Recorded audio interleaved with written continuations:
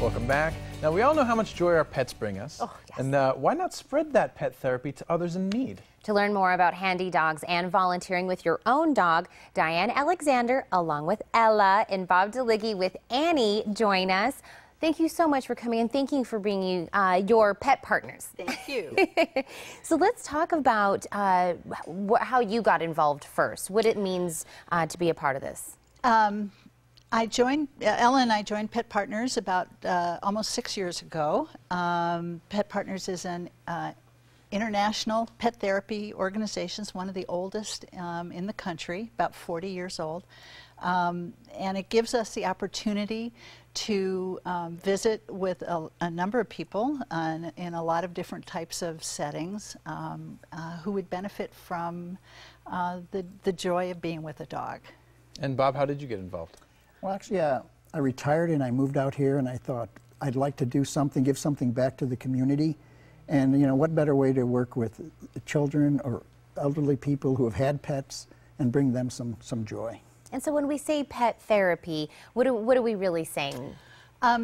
What we do primarily is animal-assisted activities, which is friendly visiting. And then also there's animal-assisted therapy, which is done with different types of therapists, maybe physical, maybe psychological therapists, where the dog is really incorporated into a whole treatment plan for the patient.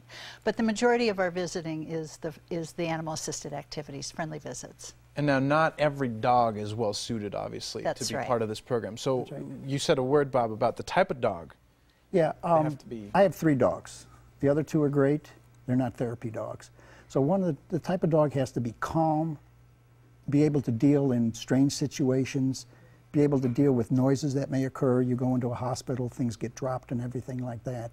So they have to be under control, and that's the most important thing. And self-assured. And self-assured, right. If they're shy or anything, it just doesn't work. And we can see how well behaved they are. They're beautiful. And so if someone at home is saying, you know what, I have a dog that is that whole list of things you're giving me. I would love to share the joy that my dog gives me. Where do they start that process? Well, they can start it with us on Thursday at Handi-Dogs. We will have 2 public information sessions that are free. And we ask that the human end of the leash come without the dog initially. And we will talk then about what's involved in becoming a pet therapy team, and give you information on how to get started with, particularly with Pet Partners. That's who we are co-sponsoring this event with. And now, what are some? Can you give me an example of someone whose day was brightened by one of these dogs? Sure, I probably can give you 2 examples, if that's all right.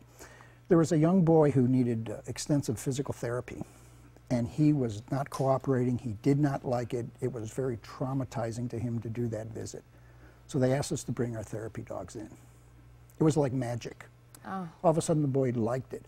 I would go in, and he'd be sitting in the waiting room, and the first thing he wanted to do was hold the dog's leash. Okay, and they actually incorporated the therapy dog in the visit. He would walk the dog because he needed to improve his walking ability.